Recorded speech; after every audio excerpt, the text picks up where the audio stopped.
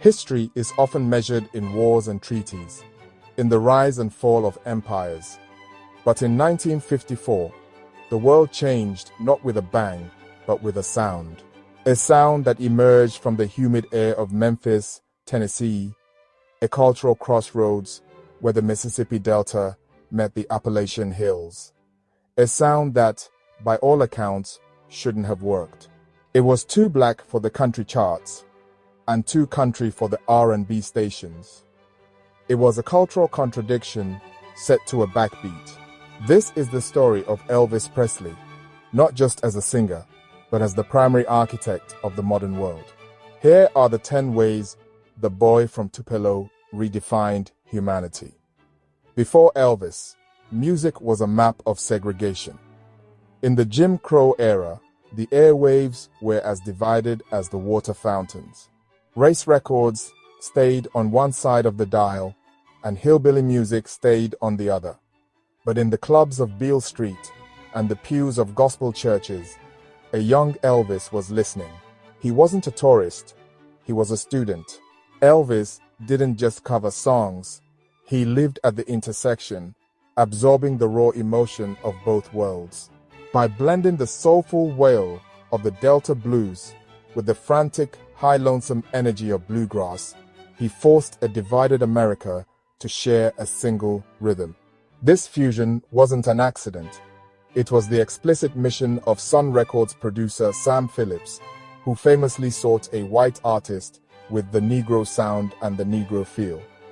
In Elvis, he found his lightning in a bottle. It was an ethical bridge built of melody, a sonic desegregation that happened years before the law caught up, proving that culture could not be kept in a cage. It's hard to believe, but before the mid-50s, the teenager didn't exist as a social or economic class. Youth was a waiting room for responsibility. Children dressed like miniature adults, listening to the same polite big band records as their parents, their identities simply a prelude to adulthood. Elvis gave the youth a flag to fly. He provided a look, a language, and a rebellion all their own. Suddenly, there was a clear line drawn between their world and their parents. The music, the clothes, the attitude, it was a declaration of independence.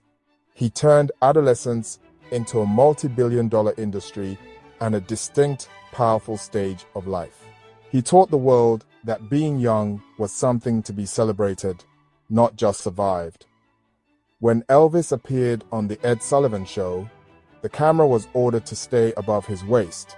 The establishment was terrified, and for good reason. Why?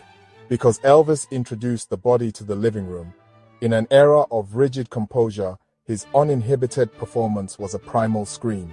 His movements were a physical manifestation of freedom, a direct challenge to the buttoned-up restraint of the era.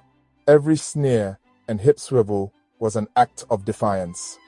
He was called Elvis the Pelvis, a nickname meant to mock but which only amplified his mystique.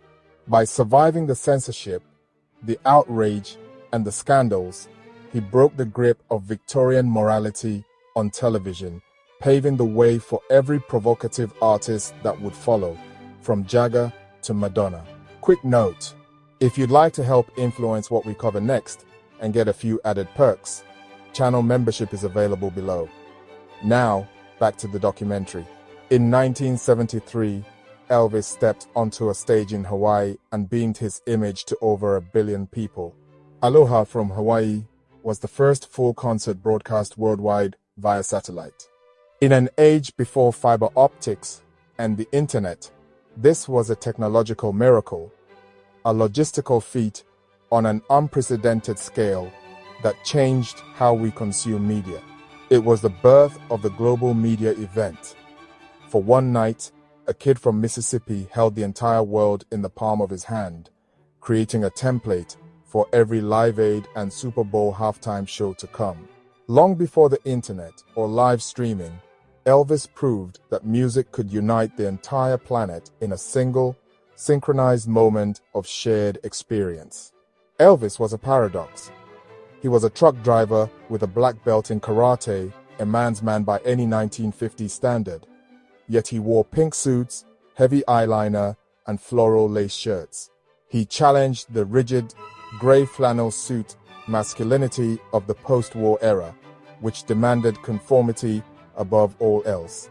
By embracing flamboyant fashion and a deep public vulnerability in his ballads, he gave men permission to be expressive, to be soft. He demonstrated that strength and sensitivity were not mutually exclusive. He showed that you could be the toughest man in the room while still being an artist of style and sensitivity.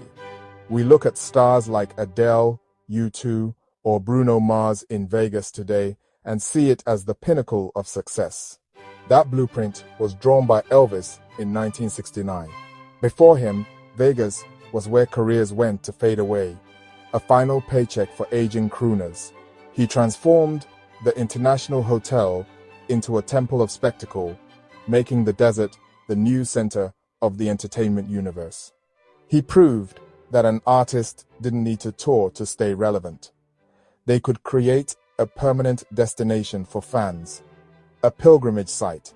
He invented the modern mega show, the jumpsuit, the orchestra, the karate moves, and the theatrical grandeur that define Vegas entertainment to this day. He made residency the ultimate power move. Elvis was the first true global brand. Long before the term influencer was coined, Elvis's face, hair, and name were everywhere on lunchboxes, scarves, and lipstick tubes. He was the first solo artist to prove that a musician could be a movie star, a merchandising powerhouse, and a cultural symbol all at once. His manager, Colonel Tom Parker, may have been controversial, but he understood this potential implicitly.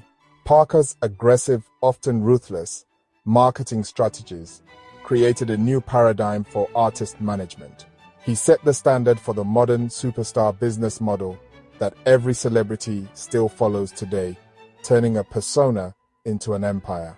Despite the hips and the rock and roll tag, Elvis's greatest and most enduring love was gospel.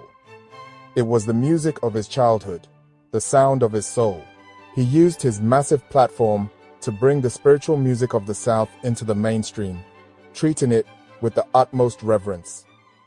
This wasn't a genre he dabbled in, it was his foundation. He won his only 3 Grammys for gospel recordings, not rock.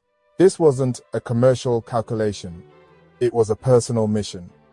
In an industry increasingly focused on rebellion and excess, his gospel albums were a profound statement of faith. By doing so, he preserved a vital part of American heritage and ensured that the sacred sounds that shaped him would never be forgotten by the pop world he created.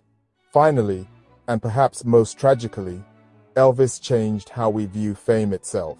His life was a cautionary tale about the profound isolation of being the king. He was the first to experience the goldfish bowl effect of 24/7 scrutiny, a level of celebrity from which there was no escape.